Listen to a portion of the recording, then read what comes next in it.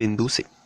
तो मैंने आपको बताया था बाह्य बिंदु का मतलब होता है जो वृत्त के बाहर बना हो, वही क्या कहलाता है, बाह्य बिंदु। बाह्य बिंदु से किसी वृत्त पर खींची गई स्पर्श रेखाएं, तो ये बाह्य बिंदु है। और बाह्य बिंदु से वृत्त पर स्पर्श रेखाएं, स्पर्श रेखाओं का मतलब है जो वृत्त को केवल एक ही बिंदु पर प्रतिच्छेद करती हैं। तो बाह्य बिंदु से खींची गई वृत्त पर ये स्पर्श रेखाएं हैं, देखिए यहाँ पे एक ये स्पर्श रेखा है और ये भी है। तो ये क्रमशः Q और R पर यदि प्रतिच्छेद करती हैं केवल एक ही बिंदु पर, तो ये स्पर्श रेखाएं हो जाती हैं। और साथ में लिखा है यहाँ पर किसी वृत्त पर खींची गई स्पर्श रेखाओं के बीच का कोण। तो स्पर्श रेखाएं देखिए, ये है स्पर्श रेखा और ये है स्पर्श रेखा, तो इसके बीच का कोण ये वाला एंगल पूरा, ये यहां से यहां तक, ये पूरा एंगल जो है ये पूछा गया है। ये बीच का जो कोण है, बीच का कोण स्पर्श बिंदुओं को मिलाने वाले रेखाखंड। तो स्पर्श बिंदु कौन कौन से हैं, तो ये Q है एक स्पर्श बिंदु और एक R है स्पर्श बिंदु। जहां पर स्पर्श रेखा वृत्त को टच करती है वही स्पर्श बिंदु कहलाता है। तो बीच का कोण स्पर्श बिंदुओं को मिलाने वाले रेखाखंड द्वारा केंद्र पर अंतरित करता है। तो स्पर्श बिंदुओं को मिलाने वाला रेखाखंड है, ये स्पर्श बिंदु है, इसको मिलाने वाला रेखाखंड है OQ, और ये स्पर्श बिंदु है तो इसको मिलाने वाला रेखाखंड है OR। तो OQ और OR के बीच का कोण ये पूरा।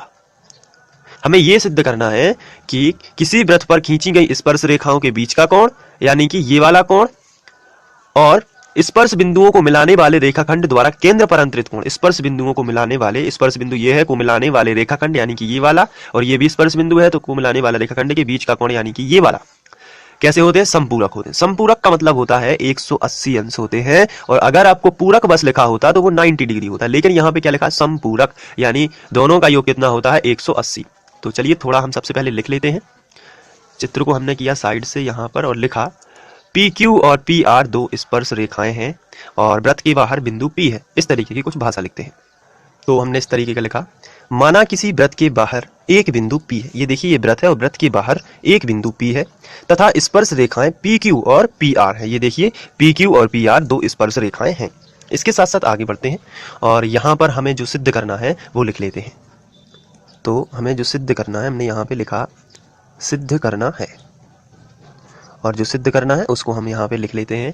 हमने अभी अभी देखा है कि हमें सिद्ध करना है कि इन दोनों का योग जो है वो कितना होता है 180, क्योंकि यहाँ पे लिखा है वृत्त पर खींची गई स्पर्श रेखाओं के बीच का कोण यानी कि ये वाला, और बिंदुओं को मिलाने वाले रेखाखंड द्वारा केंद्र पर अंतरित कोण यानी कि ये वाला, दोनों कितने होते हैं 180। दोनों को कैसे होते हैं, संपूरक। यहाँ पे 180 नहीं लिखा आएगा, आपको लिखा आएगा संपूरक। तो आपको समझ जाना है कि इसका मतलब क्या होता है, 180 ही होता है। तो असल में हमें जो सिद्ध करना है वो इस तरीके से है। अगर हमें ये पूरा कोण बताना है, इन दोनों को प्लस करना है, तो पहले हमें ये वाला कोण लिखना पड़ेगा, और ये वाला जो कोण है हम कैसे लिखेंगे, QPR। तो हमने लिखा कोण QPR प्लस लगा दिया। इसके बाद हमें ये वाला जो कोण लिखना है तो हम कैसे लिखेंगे, QOR। हमने लिखा कोण QOR। इन दोनों को प्लस किया तो कितना आएगा 180 अंश। तो हमने ये हमें सिद्ध करना है तो हमने अलग से लिख लिया। अब हमने उत्पत्ति की यानी इसका प्रूफ निकाला। तो उत्पत्ति में हमने लिखा प्रूफ, और इसके लिए हमने देखा यहाँ पर, अच्छा ये कैसे प्रूफ होगा, तो इसके लिए आपको थोड़ा ये दिमाग लगाना है। यहाँ पर दो त्रिभुज बन रहे हैं, अगर हम P को O से मिला देते हैं या चित्र बना लेते हैं, आप चाहें तो लिख भी सकते हैं। तो यहाँ पर दो त्रिभुज बन रहे हैं और दोनों में यदि हम देखिए कैसे करना है, सबसे पहले इसको समझ लेते हैं, क्योंकि यदि मैं यहाँ पे शुरुआत कर दूंगा तो आपको थोड़ा समझ में नहीं आएगा। यदि आपको पहले से पता होगा तो आप और अच्छे से करेंगे। तो यहाँ पर दो त्रिभुज दिए गए हैं। सबसे पहली बात, दोनों में हम सर्वांग समता हासिल करेंगे। सर्वांग समता हासिल करने से क्या प्राप्त होगा, आपके दिमाग में ये प्रश्न आ रहा होगा कि सर्वांग समता हासिल करेंगे तो क्या होगा। तो सर्वांग समता हासिल अगर हो जाएगी, कैसे होगी, इन त्रिभुजों में कोई तीन समानताएं ढूंढ लेंगे जिससे इन दोनों में क्या हो जाएगी, सर्वांग समता पता चल जाएगी। उससे होगा ये कि हमें पता चल जाएगा कि ये त्रिभुज बिल्कुल बराबर है।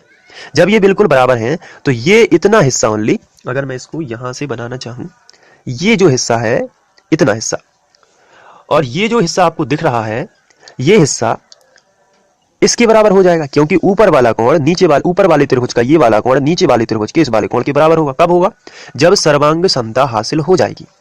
और इसी तरीके से यहां पर भी ये वाला जो आपको एंगल दिख रहा है ऊपर वाले त्रिभुज में, ये इसके बराबर हो जाएगा। अच्छा, क्योंकि इन दोनों का योग ही 180 है, इसलिए हमें ये वाले दो एंगल बस लेके चलना है, इनको नहीं लेना है। तो सर्वांग समता हासिल करने का मकसद क्या है कि अगर हम इनमें सर्वांग समता हासिल करेंगे तो हम ऊपर और नीचे यानी कि बड़े कोण के जो दो टुकड़े हुए हैं उनको आपस में बराबर कर सकते हैं। इसी तरीके से ये भी जो बड़े कोण के दो टुकड़े हुए हैं इनको भी आपस में बराबर कर सकते हैं। इसका मतलब हम इसके बराबर ये लिख सकते हैं और इसके बराबर ये लिख सकते हैं। फिर इसके बाद आगे से सॉल्व होना आसान हो जाएगा, क्योंकि हम इसके बाद कोई भी त्रिभुज में पहुंच जाएंगे, जैसे ऊपर वाले त्रिभुज में, और एक त्रिभुज के तीनों कोणों का योग 180 अंश होता है, तो वहां से हम इसको सॉल्व आसानी से कर सकते हैं। ये शॉर्ट में थोड़ा सा समझा है ताकि आपको आगे की प्रोसेस समझ में आ जाए। चलिए इसके बाद हम उत्पत्ति लेते हैं वापस से और देखते हैं कि क्या होता है। उत्पत्ति से अभी हम लोगों को क्या करना है, त्रिभुज लेना है। कौन कौन से, ऊपर और नीचे के। चलिए स्टार्ट करते हैं। हमने लिखा उत्पत्ति और ऊपर वाला त्रिभुज बताइए, त्रिभुज कौन सा होगा, पी क्यू ओ। देख रहे हैं ना आप, पी क्यू ओ। तो हमने लिखा त्रिभुज पी क्यू ओ, तथा दूसरा त्रिभुज बताइए, दूसरा त्रिभुज है पी आर ओ। तो हमने लिखा त्रिभुज पी आर ओ। दोनों त्रिभुज ले लिए। अब इनमें तीन समानताएं ढूंढना है ताकि ये सर्वांगसम हो जाए। तो यहां पर देखिए, वृत्त के किसी बाह्य बिंदु से जो स्पर्श रेखाएं खींची जाती हैं उनकी लंबाइयां बराबर होती हैं, यह हम लोगों को पता है। इसलिए जितनी पी क्यू होगी, ऊपर वाले त्रिभुज की पी क्यू और नीचे वाले त्रिभुज की पी आर, दोनों कैसी हैं, बराबर है। पी क्यू, पी से लेके क्यू तक और पी से लेके आर तक, ये दोनों कैसी हैं, बराबर हैं। क्यों है, क्योंकि स्पर्श रेखाएं हमेशा बराबर होती हैं। एक ही बिंदु की स्पर्श रेखा यहां से जो खींची गई है, वृत्त के किसी बाह्य बिंदु से खींची गई स्पर्श रेखाओं की लंबाइयां बराबर होती हैं। इसलिए हम यहाँ पे लिखेंगे पी क्यू बराबर पी आर। तो पहले त्रिभुज और दूसरे त्रिभुज में एक समानता तो ये है कि उनकी भुजा ये वाली और ये वाली दोनों कैसी हैं, बराबर हैं।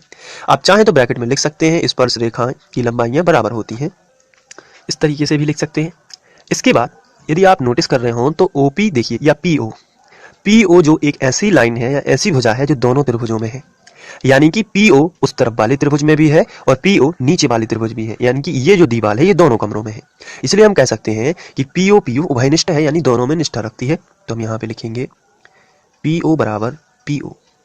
ये कैसी है, उभयनिष्ठ भुजा है। तो ये भी हमने लिख लिया, उभयनिष्ठ भुजा है।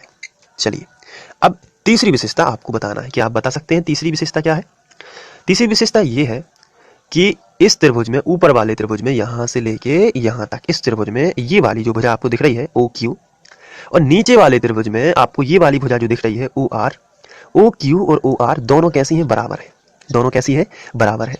क्यों बराबर है, क्योंकि ये एक ही वृत्त की त्रिज्याएं हैं। यदि आप देख पा रहे हो, वृत्त के केंद्र से परिधि तक की दूरी, वृत्त के केंद्र से परिधि तक की दूरी, ये एक ही वृत्त की त्रिज्याएं हैं। इसलिए हम इनको लिख सकते हैं कि ओ क्यू जो है वो बराबर हो जाएगा ओ आर की। यहां पे आपको लिखना है एक ही वृत्त की त्रिज्याएं हैं।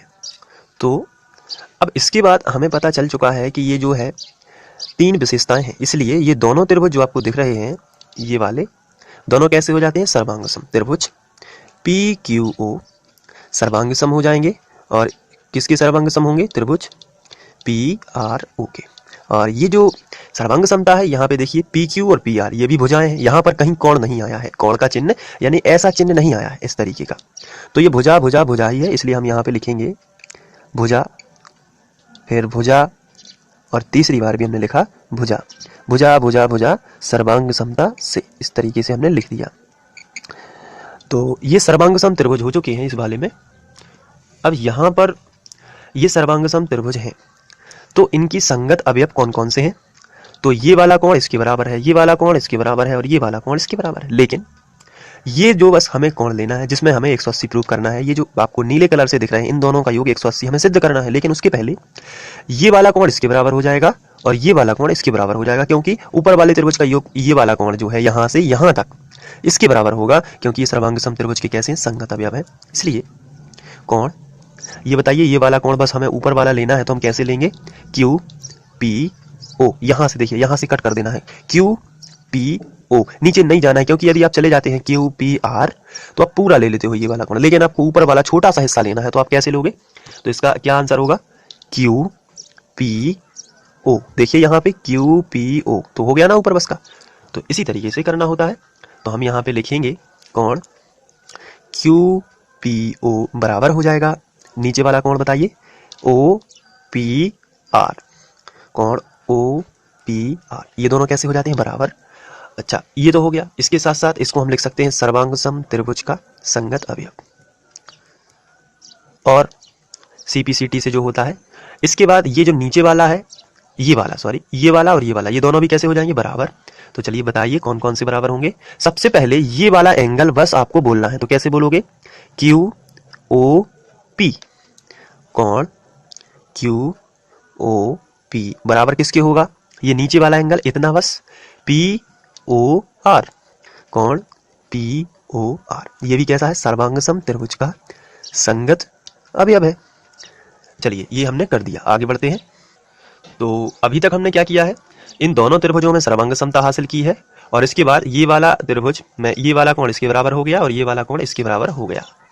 अब इसके बाद आगे बढ़ते हैं और देखते हैं कि क्या होगा। तो इन दोनों का जो योग है किसके बराबर है? Q P are. तो यदि हम लिखना चाहें कोण और यहां पे लिखेंगे क्यू पी आर, तो ये किसके बराबर होगा? इन दोनों के योग के बराबर। यानी कौन कौन से? ये दोनों, यहाँ पे देखिए इन दोनों के योग के बराबर, क्योंकि देखिए Q P R Q P O plus O P R दोनों हो जाएंगे प्लस, तो बन जाएगा पूरा। इसलिए हम लिख सकते हैं कोण क्यू पी ओ प्लस कोण ओ पी आर, तो बड़ा बन जाएगा। यानी कि कहने का मतलब है कि ये वाला और ये वाला दोनों को जोड़ दिया तो ये बड़ा वाला बन गया। देखिए यहाँ पे ये बड़ा वाला है ना यहाँ पे, लेकिन क्यू पी ओ जो है या ओ पी आर जो है, इसमें से किसी एक की जगह पर हम क्या लिख सकते हैं? यही।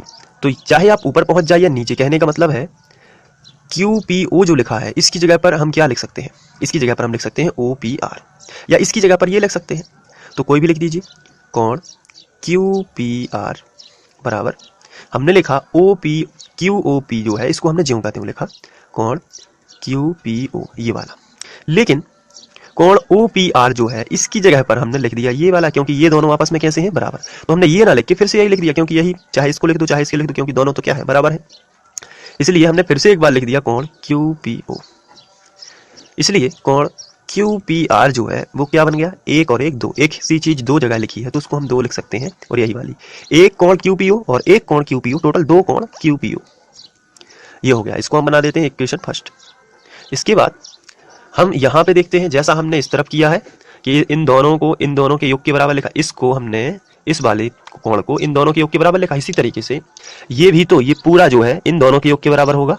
तो हम लिखेंगे यहाँ पर, इसको यहाँ पे रख लेते हैं, कोण क्यू ओ आर, यहाँ पे लिखेंगे कोण क्यू ओ आर बराबर क्या हो जाएगा? इस वाले कोण के और इस वाले कोण के दोनों को लिख लेते हैं, कोण क्यू ओ पी प्लस, देखिए ये वाला एंगल क्यू ओ पी और ये वाला पी ओ आर, कोण पी ओ आर दोनों को लिख लिया। लेकिन यहाँ पे देखिए क्यू ओ पी की जगह पर हम क्या लिख सकते हैं? पी ओ आर, क्योंकि दोनों आपस में बराबर है। तो इसलिए हम लिखेंगे कोण क्यू ओ आर बराबर, इसको हमने ज्यों का त्यों लिखा, कोण क्यू ओ पी प्लस इसकी जगह पर हमने फिर से लिख दिया कोण क्यू ओ पी। वही प्रोसेस दोहरा लेनी है। तो कोण क्यू ओ आर बराबर हो जाएगा एक और एक दो, कोण क्यू ओ पी। इसको हमने बना दिया समीकरण 2। अब यदि ध्यान से देखा जाए तो हमें इन दोनों का योग 180 प्रूव करना है। तो इसके लिए हम किसी भी एक त्रिभुज में, चूंकि यहाँ पे देखिए हमें यहाँ पर समीकरण 1 व 2 को देखने से पता चलता है कि यहाँ हमें क्यू पी ओ का मान पता है, इतना है। और यदि क्यू पी ओ की बात करी जाए तो यहाँ पर जो 2 है ये गुणा में है तो ये बटे में पहुंच जाएगा। तो क्यू पी ओ कहाँ पर है? क्यू पी ओ यानी कि ये वाला मान भी पता है, और यहाँ पे देखिए क्यू ओ पी यानी ये वाला कोण भी हमें पता ही है।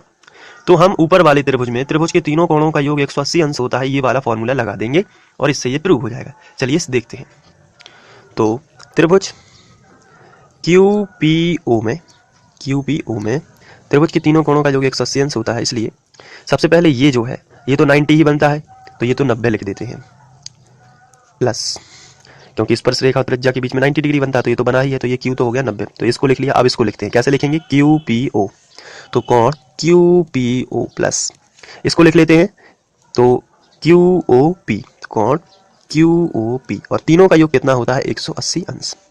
अब क्यू पी ओ का मान भी हमारे पास है और क्यू ओ पी का भी मान हमारे पास है। चलिए दोनों को रख देते हैं। सबसे पहले 90 का कर देते हैं पक्षांतर, तो बनेगा कोण क्यू पी ओ प्लस कोण क्यू ओ पी बराबर 180 अंश। लेकिन क्यू पी ओ जो है वो कितना है? तो यहाँ पे यदि देखा जाए, हम लोगों ने अभी सॉल्व किया है, यहाँ पे देखिए क्यू पी ओ अकेले का यदि मान चाहिए तो 2 को बटे में पहुंचा देते हैं, तो क्यू पी ओ का मान आएगा यहाँ पर कोण क्यू पी आर बटे 2, कोण क्यू पी आर बटे 2। तो यहाँ पे हम लिख देते हैं कोण क्यू पी आर बटे 2 इस तरीके से, प्लस इसी तरीके से क्यू ओ पी का मान देख लेते हैं। यहाँ पे देखिए क्यू ओ पी कितना है, गुणा में 2 है इसलिए बटे में पहुंच जाएंगे, तो क्यू ओ आर बटे 2, तो हमने इसको भी लिखा और लिख देते हैं। क्या बनेगा, कोण क्यू ओ आर बटे 2 इतना करना है बराबर 180 अंश। चलिए ठीक है, एलसीएम ले लेते हैं। इन दोनों का 2 और 2 है तो 2 ही आएगा, बराबर 180 है। और यहाँ पर हमने लिखा कोण क्यू पी आर प्लस, यहाँ पे थोड़ा ध्यान देने वाली बात है कि 90 का हमने पक्षांतर किया था तो -90 हो गया था, तो केवल यहाँ पे बचेगा 90। अब यहाँ पे भी आएगा 90। चलिए अब 2 और 2 जो है वो कैंसिल, तो ये भी आ जाएगा कोण क्यू ओ आर इस तरीके से। अब आगे बढ़ते हैं, तो ये जो इसके बटे 90 के बटे कुछ नहीं, एक कर लेते हैं, 3 गुणा, तो इसका एक में करेंगे तो यही आएगा कोण क्यू पी आर प्लस कोण क्यू ओ आर बराबर 90 दूनी 180, तो यह आ गया 180 अंश, और यही हमें प्रूव करना था। देख सकते हैं आप यहाँ पर क्यू पी आर, ये देखिए Q P R plus Q O R दोनों का योग कितना है 180। यही हो जाता है सिद्ध। थोड़ा बड़ा वीडियो है क्योंकि डिटेल से समझा है हम लोगों ने, लेकिन यदि आप इसको ध्यान से समझ लेते हैं तो ये वाला आप कर लेंगे। Thank you.